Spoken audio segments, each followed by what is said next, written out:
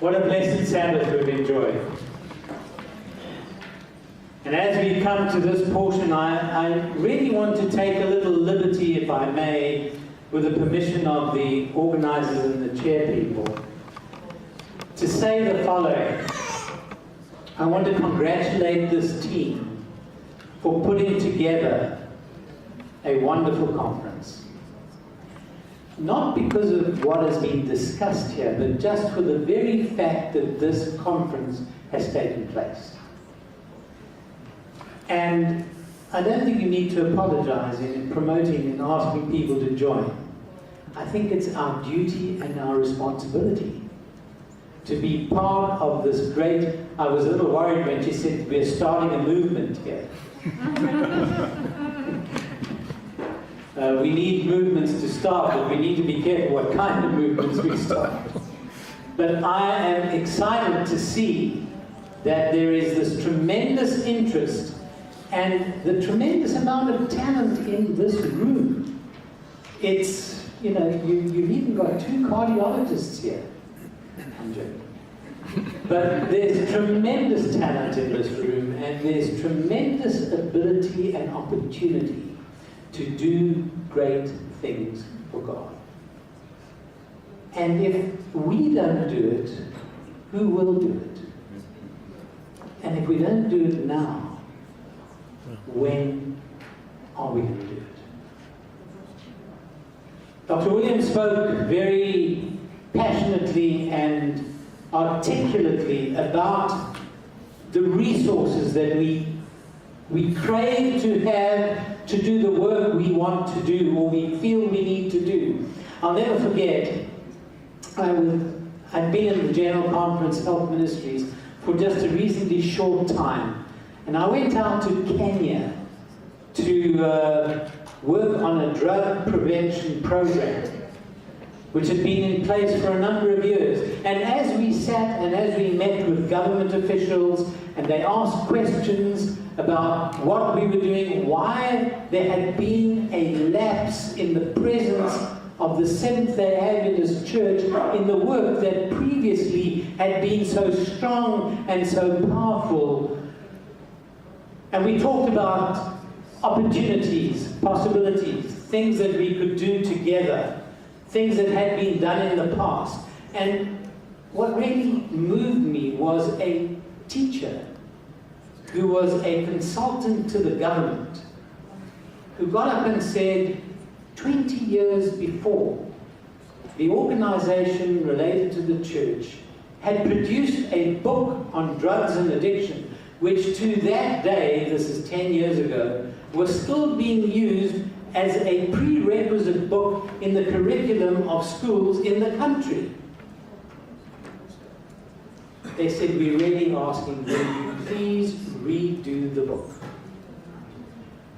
And I thought of all the implications, and as the plane took off from Nairobi, and I'll remember it as if it were today,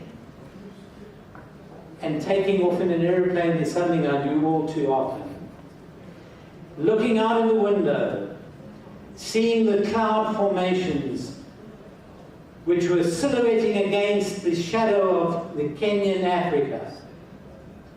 And I thought to myself, and I looked into the sky, which was so blue and clouded below, and I said, Lord, how will this work ever get done? I arrived in Washington, shaved, went straight into the office, and got into the office, and my assistant said to me, somebody called and said you must call them immediately. You know, I was a little tired, and I'm sure it doesn't happen to any of you gentlemen, and your wives will attest to it. When I'm tired, I get irritable. Maybe you don't get that issue. And I said to her, I'll call in a moment. She said, you've got to call now. And I thought, you know, I've got so many things to get done. I've just walked into the office. And she kept coming back to me, and I thought, before I really get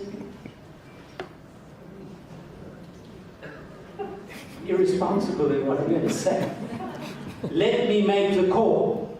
So I made the call.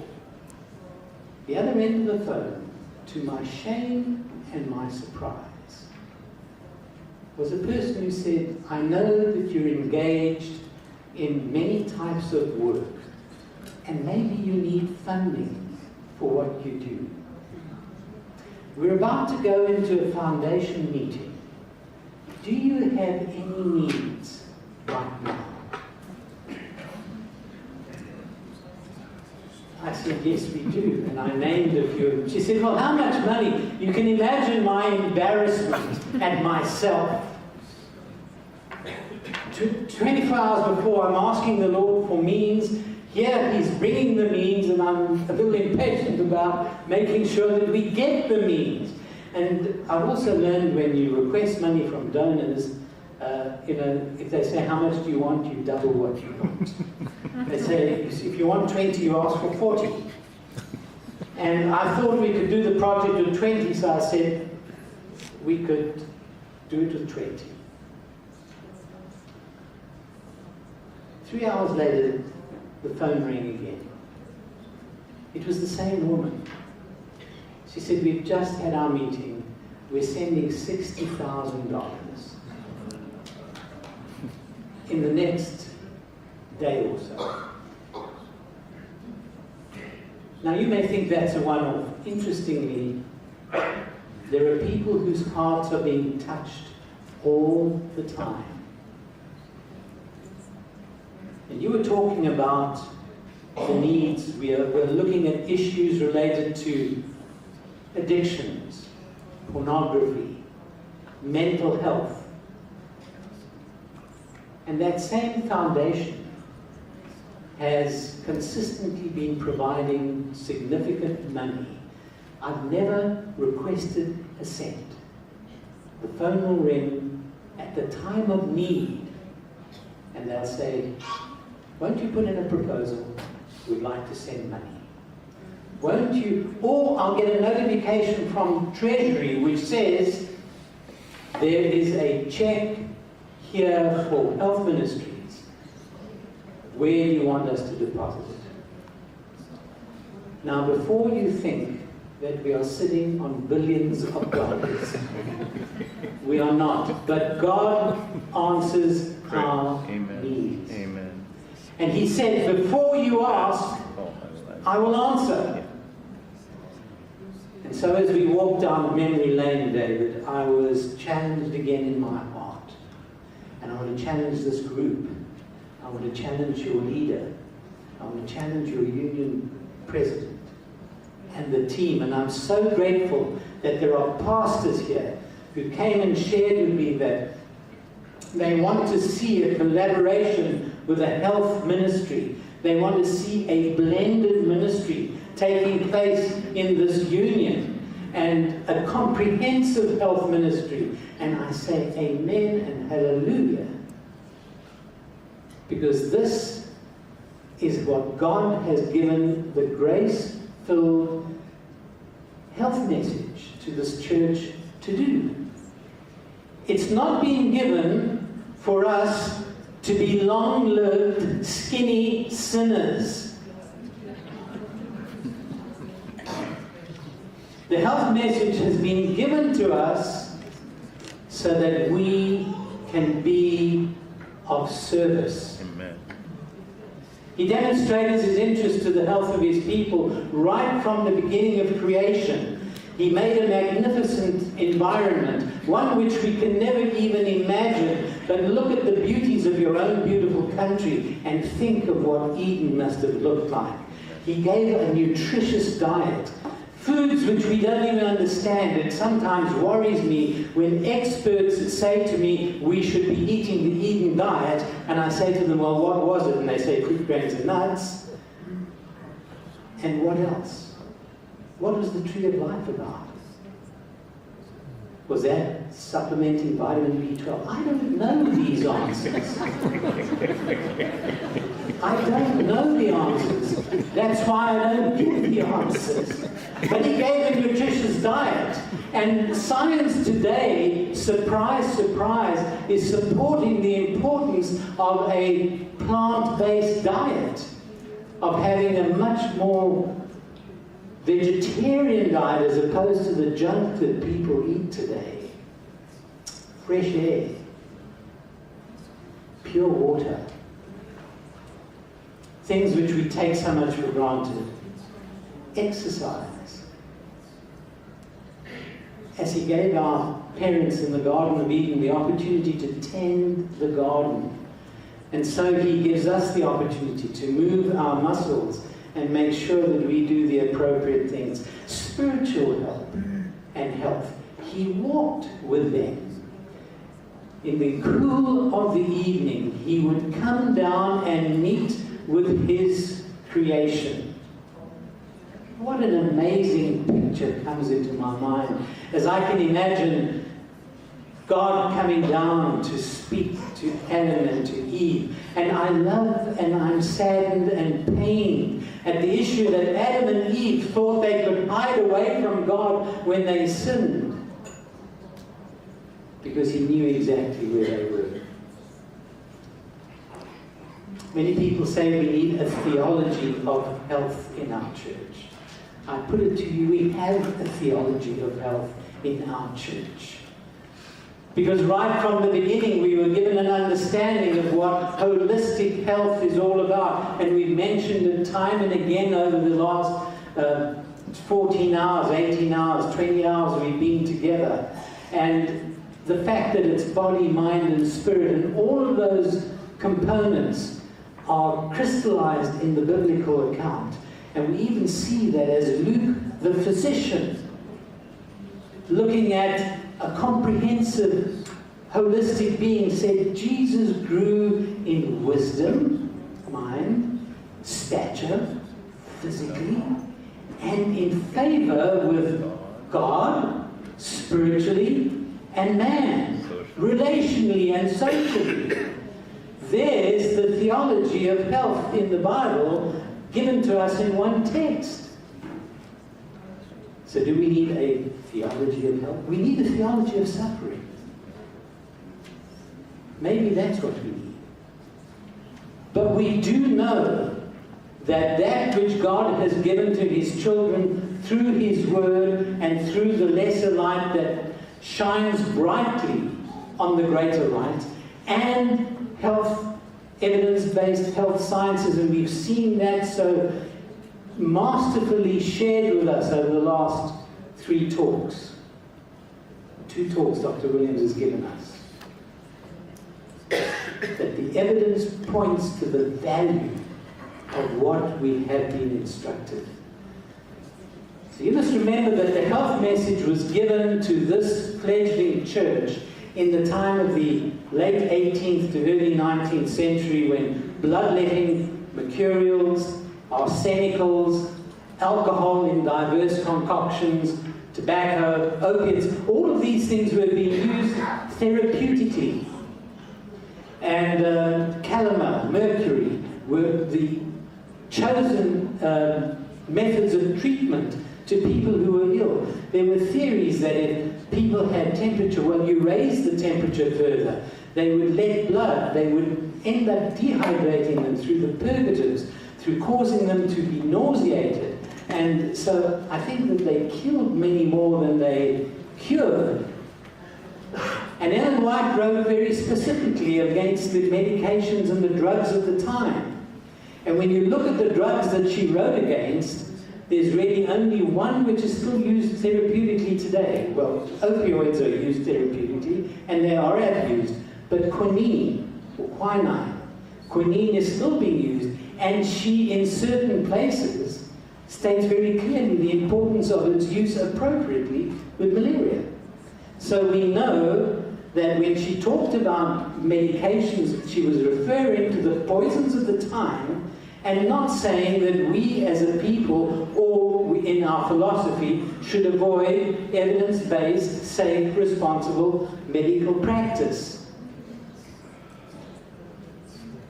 Right at the turn of the century, 1799, when the first president of the United States lay ill, and they called for his physician, who was not immediately available, and he said, well, let them in the meantime let some blood, let them drain some blood, and they did that. And got another physician in the meantime who said do a little bit more, and by the time his personal physician came, they had filled him so full of mercurials, he had had diarrhea, he had vomiting, he had bloodletting, that he ultimately said, please stop all the treatment and let me die alone. These are the recorded words. Die without your help.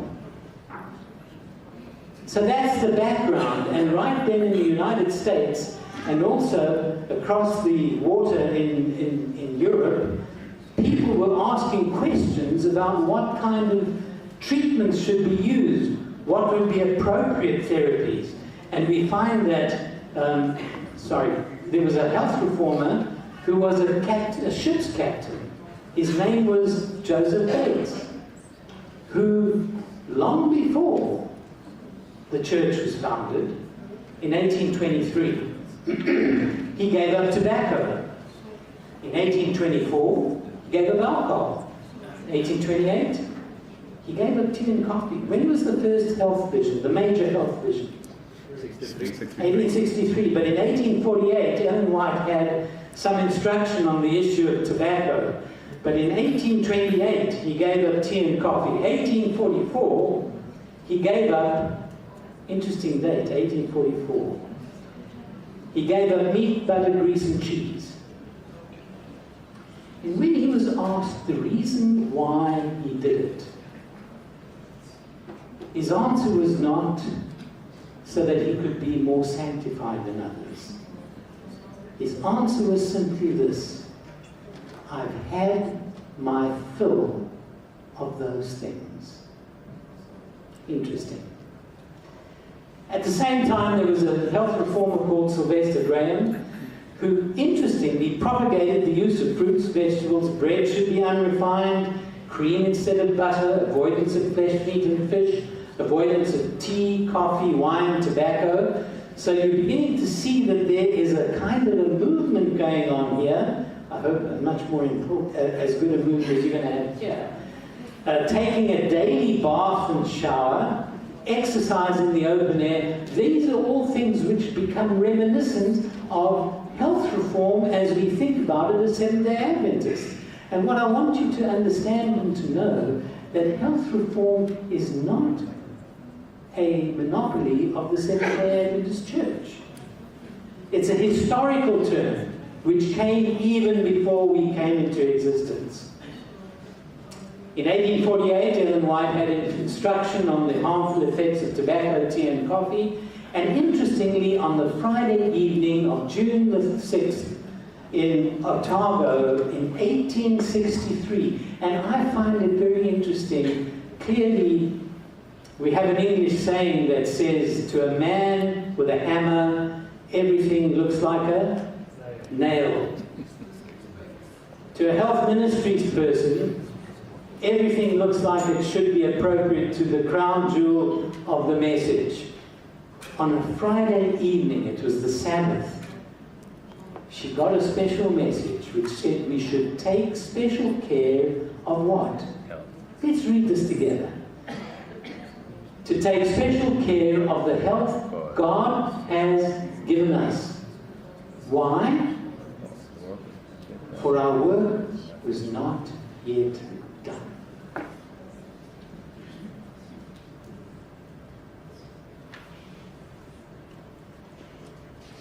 After an almost lifetime of serving the church that I love, there's seldom a place I visit where people don't say to me, Doctor, when is the church going to build a hospital for us? Meaning for us, the Adventists.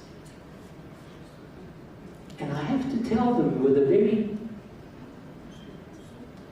clear conscience, but also sometimes with pain in my heart, to say, the health message was not given to cosset and to cling to as Adventists. It was given so that we can serve the world. She said, our work was not yet done. At that time, James White from overwork was becoming ill, and Uriah Smith gives an interesting description of people going off to a sanitarium. All the leadership of the church, or many of them, he called them the invalid company, going off for health treatment because of excesses of work, lack of exercise, lack of sleep.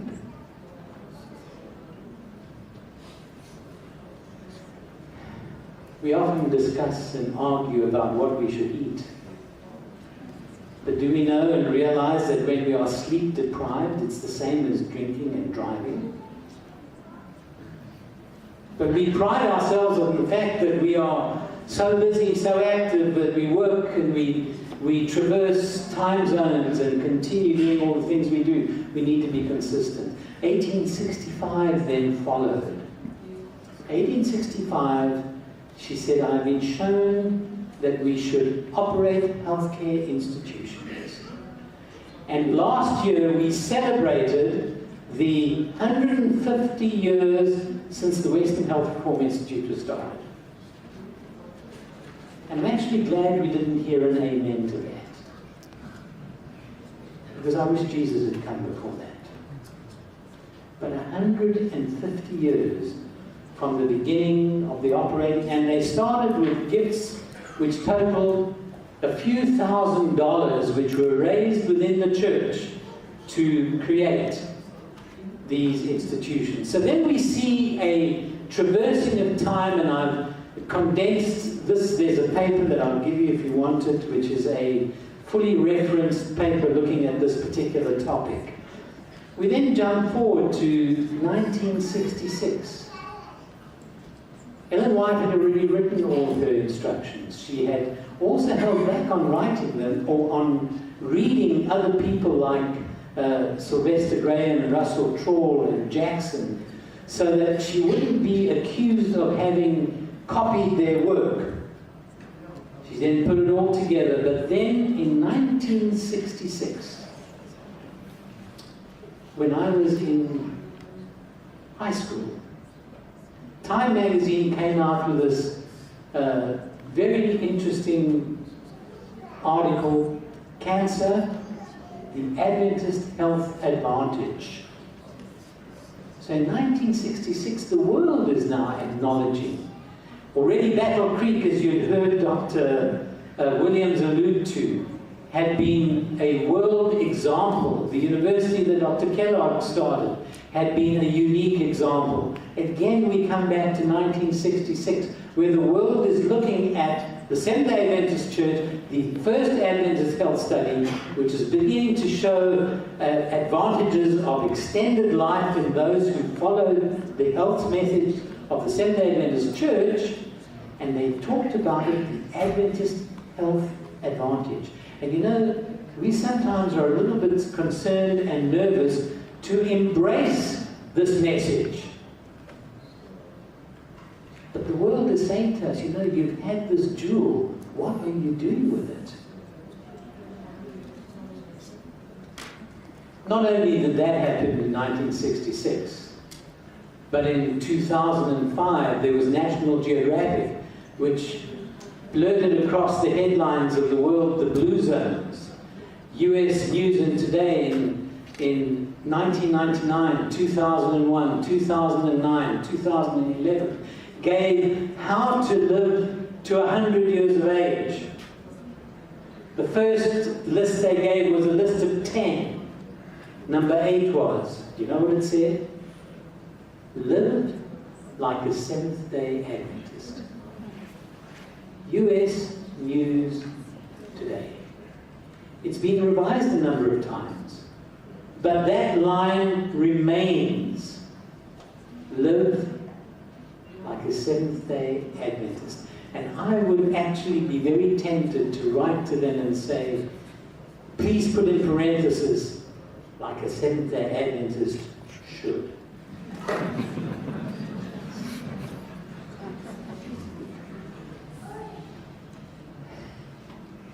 You know what a vegetarian is? a vegetarian is someone who's a vegetarian when nobody is looking. We have tremendous knowledge. We have tremendous understanding. And yet, we are so loath to embrace it. Ellen White continued in giving us some very important and cogent advice, and she said, the world is a laser house filled with victims of both physical and spiritual disease, and we heard about that in the last talk, the opportunities for comprehensive health ministry, the stressors related to life, the adverse childhood event study, which is actually one of the most sobering studies that has been published in the last 20 years, I would say. Everywhere, people are perishing for lack of knowledge of the truths that have been committed to us. The members of the church are in need of what? An awakening. Some of you will appreciate this, especially those who've got attachments to Austria. In the church I pastored for a number of years when I was pastoring while I was specializing in internal medicine, I had this very wonderful friend. His name was Dieter. Tall, big man, has broad shoulders, as a door, a wonderful man, enthusiastic, hardworking, and he was always on time. But one day he got fed up. He was our head deacon. And he was a bit fed up because the deacons were coming late. And I said, Dieter, you need to get a roster going. He said, we don't need a roster in this church. We need a rooster, not a roster. And I thought to myself, how true. We need an awakening. We need an awakening because people are perishing because of our lack of imparting understanding of these truths. She writes that every faculty should be improved, cultivated to the highest degree of perfection, that we may be able to do what? The greatest amount of good. Does this? It impressed me. Dr. Williams and I did not confer. We knew in broad terms what the titles of our talks were going to be. But we did not confer as to what we were going to specifically say. But the issues that have been covered, that have been talked about, the information that has been shared, are not that we ourselves alone should enjoy better quality of life, but that we can do the greatest amount of good for others. We have been saved to... Come on, brethren, you're sleeping now. We have been saved to serve. And that's why we've been given this message. We've been given the message so that we will have quality of life. Surely we will. We will have longevity to an extent, depending on our genes. We will have clearer thinking. That will be a great blessing to many. But it's so that we can do the greatest amount of good. So it's not so that we purely are introspective. Time is spent to good account, which is used in the establishment and preservation of physical and mental health. So we have a responsibility to firstly look at our own health and how we can share good health with others. But when it comes to comprehensive health ministry, and what that really means, it's medical missionary work turned in more modern language to say caring for the whole being, working as a team, not just health professionals, but a blended ministry with pastors, teachers, youth leaders, with women's ministries, with Sabbath school ministries, with personal ministries, with every ministry, teaming together to make the difference in doing the things which were enumerated and listed and suggested in our last talk. So what is the purpose of health reform then? Why would we have a health message? To fit our members and leadership for service to others. At the same time, we will ourselves be blessed. But we're primarily saved to serve. Now people will say all kinds of things. I want to ask the question this evening. And I'm going to make a disclaimer before I say anything further, and that is this. The reason I didn't join the walk today was because I was with my sick wife, number one. And number two, I had a knee injury just this last week. So having said that, I want to ask you, how many of you believe it's right and appropriate to exercise every day? How many of you are deaf? How can you answer the question? Okay, so we see a number of people who agree that it's appropriate to exercise every day. How many of us exercise every day?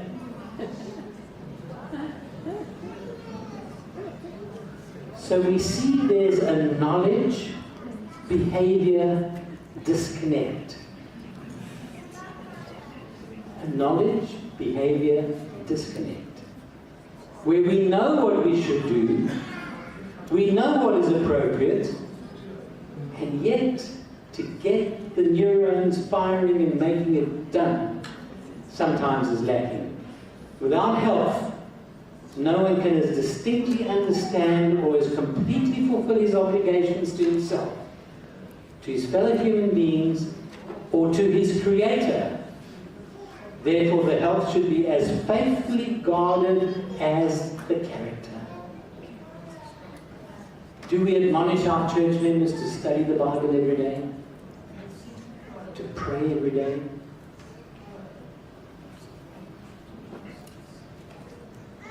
One of the things we don't really struggle to do is to eat every day. And so we should take care of our health. Because we don't have the time not to. Jesus' healing miracles and ministry were so often linked to salvation. We mentioned that last evening. And I would remind you again that as Jesus and as the disciples continued the healing ministry, so often it would be related to sins being forgiven, sin no more. And then often people would come back and say, but we want to be with you. And Jesus would say, go and tell what God has done for you. There is no other name given under heaven by which we can be saved. The grace-filled health message has been given to this church to help us to be of service, to do good, to have quality of life, remembering that our work is not yet completed. Do we believe this enough to live it?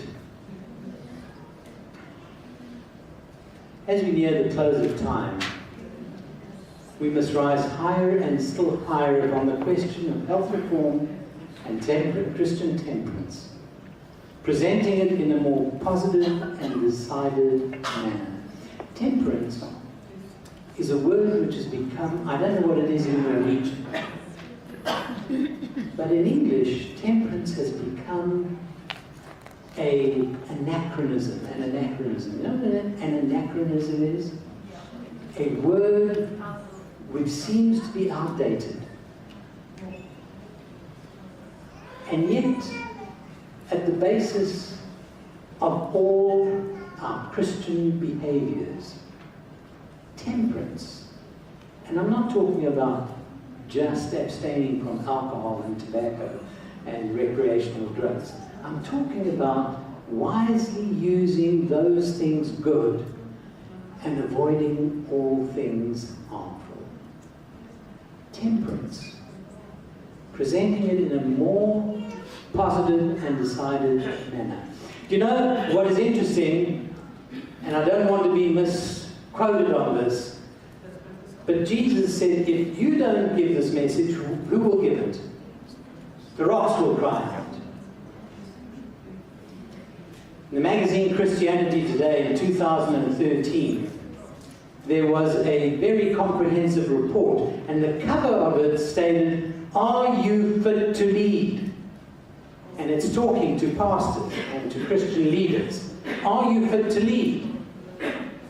And the pastor who challenged his church, and Rick Warren was one of those, the purpose-driven life pastor, who got his congregation to lose in total tons of weight by going on what he called the Daniel diet. And can you imagine what the Daniel diet was? It's more a plant-based diet, a balanced diet, like what Seventh-day Adventists have been talking about for the last 150 years. And so we're seeing that others are seeing what we have had for so long, become accustomed to the extent that we virtually pay no attention to it anymore. So we've been given an opportunity. We've been given a message. We've been given an instruction. And I'm so grateful to see that you are following and doing it. The reports of the programs that have been given here have been exciting. You know, my late mother, as you probably gathered from this morning, played a tremendous role in my own life. And she would say to me, remember when you speak or preach to the saints need nourishment, not punishment.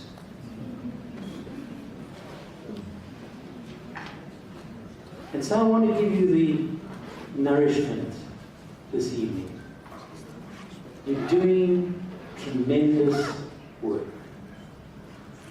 You've got programs which are going that have been so impressive to me. When I see the opportunities you are seeking and that you are following through on, the groups you are working with, the mental health outreach, the sanitarium type or the rehab type work which is taking place, I'm just excited and thrilled. But there's more to do. There's more to do. Comprehensive health ministry. Dr. Williams mentioned a number of times comprehensive health ministry. And I wondered if he was peeking over my shoulder when I slipped these slides in a few days ago. Meeting people's needs in a practical way by demonstrating God's love and compassion. That's what we're called to do. Alleviate the stress. Alleviate the issues which were so of the unwed mother, the single parent, the prostitutes. Jesus ate with them, and the tax collectors. The mental health issues. Right now, that same donor I mentioned earlier is providing some money for a program called Gateway. And in the next, hopefully 6 months or so, there will be a website put in place specifically to assist people who are addicted to pornography. Pornography? Please don't talk about pornography. We're Adventists after all. But do you know that around the world, including the Seventh-day Adventist Church, more than 30% of clerics are addicted to pornography.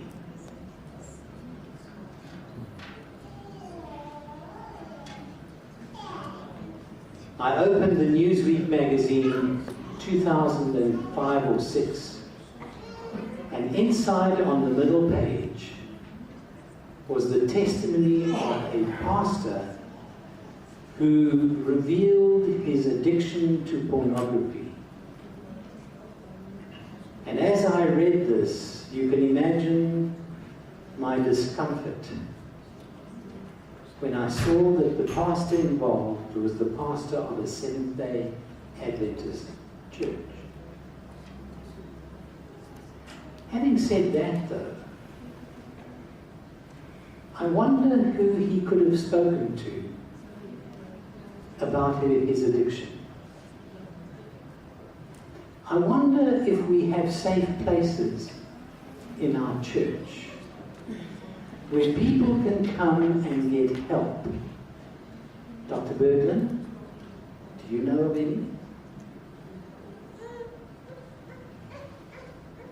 So pornography is something that we are focusing on and trying to also attempt to give people an anonymous opportunity, because the problem is real, it's pervasive, and there may be some in this very room who are struggling with the issue. Comprehensive health ministry is meeting practical needs, including the addiction, including the ugly things, including the hunger, including the nakedness, and demonstrating God's love and compassion. Why should we do this? Because it's the right thing to do. We don't do things necessarily so that we can only increase the numbers that worship in our churches. And it's wonderful to have that happen, but we need to provide an opportunity for people to be healed of their problems, so that they then can understand the grace and salvation and the plan that Jesus has for us. The great missionary to China, Hudson Taylor, in one of his compelling books writes, Christ is either Lord of all or is not Lord at all. So as our last speaker was saying, what is it that's going to change us so that we can have that love for people? What is it that's going to change our attitudes? What is it that is going to change me from being intolerant, from being irritable? Well, you may not see me when I'm irritable or when I'm intolerant. Christ is either Lord of all or is not Lord at all. If he is Lord,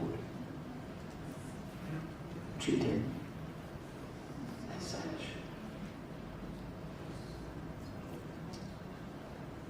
And then we told in Matthew 25, people will come and say, Lord, when did we see you naked? When did we see you hungry? When were you in prison? And he'll say, if you did it to the least of these, you did it unto me. If he is Lord, treat him in the homeless, the addicted, those with at-risk behaviors, the unlovable, the untouchable.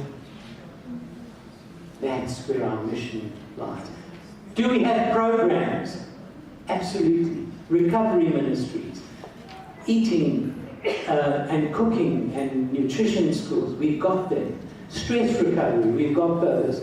Courses on forgiveness, we've got those.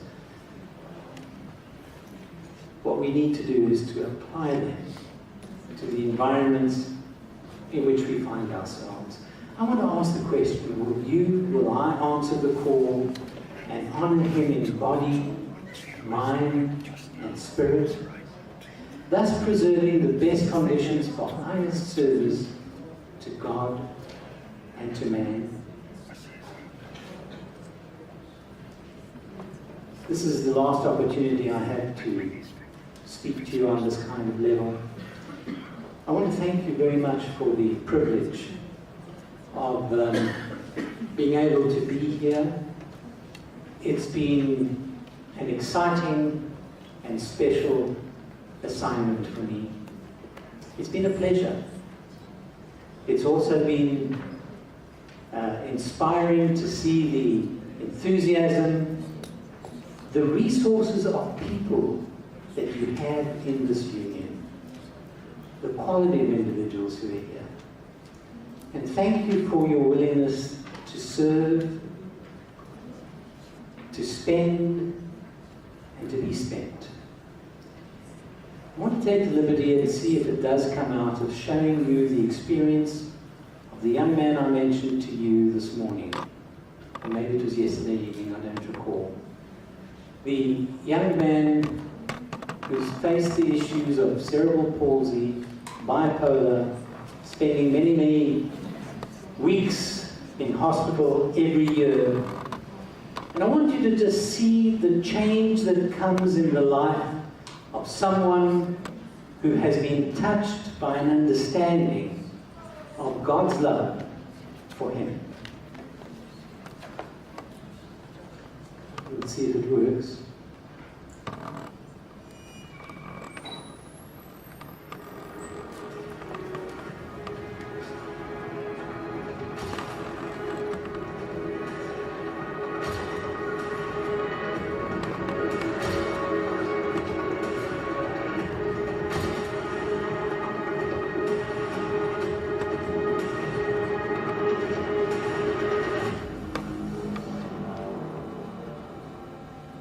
Hi there, I am Leon. I'm 27 years old. I was born with a disability called cerebral palsy, which means my body muscles weren't completely formed. This influenced on my balance, the way I write, and also my speaking. In 2005, I was diagnosed with bipolar.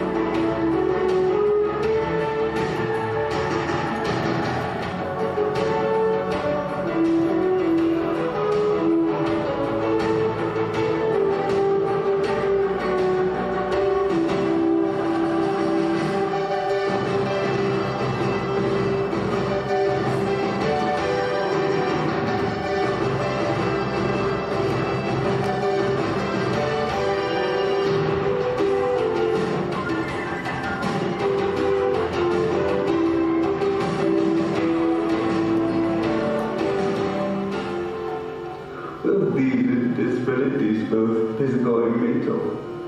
I find it hard to do a 9-to-5 job because my body gets tired easily, also my emotions. I took this challenge on last year to do 94.7 cycle challenge. I'm proud to say I finished it, but what I've learned from it is so much more. My whole health in total just picked up. My emotions, the bipolar picked up so much. Usually, I'm admitted for 3 weeks in hospital in August. Last year, I was in the hospital and only sick 2 days at home. The exercise also helped me physically. I gained stronger and stronger. I gained strength. And I can do things more easy. I can walk faster, I walk better.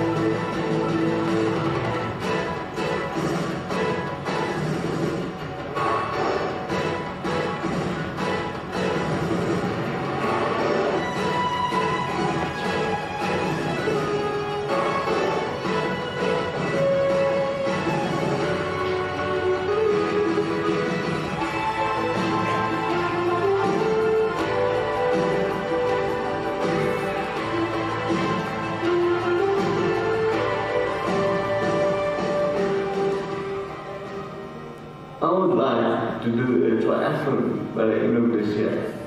Triathlon, where you swim, you cycle, and you run back to back. I believe I can do it.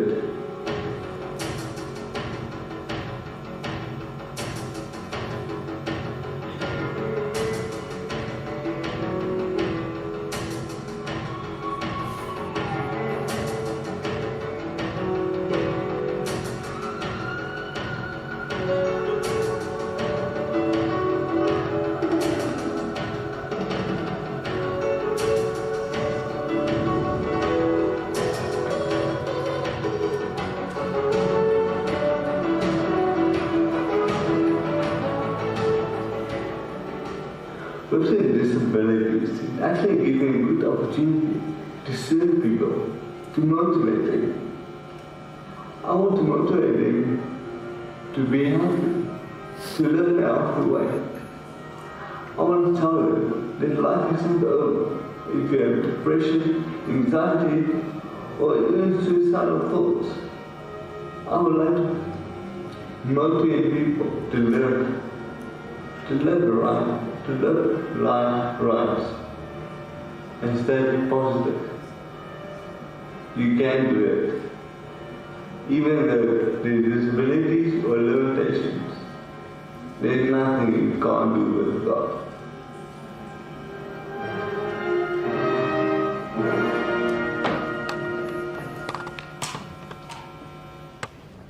I've met this young man. I've heard his testimony. He's completed his triathlon, and that through the witness of a committed Christian psychiatrist who, instead of just prescribing the tablets, took this young man and placed his hand in the hand of God and took an interest, a relational interest, which has changed both their lives. We have tremendous opportunity. My prayer is that as you leave this place tomorrow, you will leave here inspired, excited, challenged, and eager. If you and I can witness somebody with as many disabilities as Dion has doing what he did, what is there for you and me to accomplish that has any limit? May God bless you, keep you faithful, grateful, and focused. He's coming soon, and great will be your reward.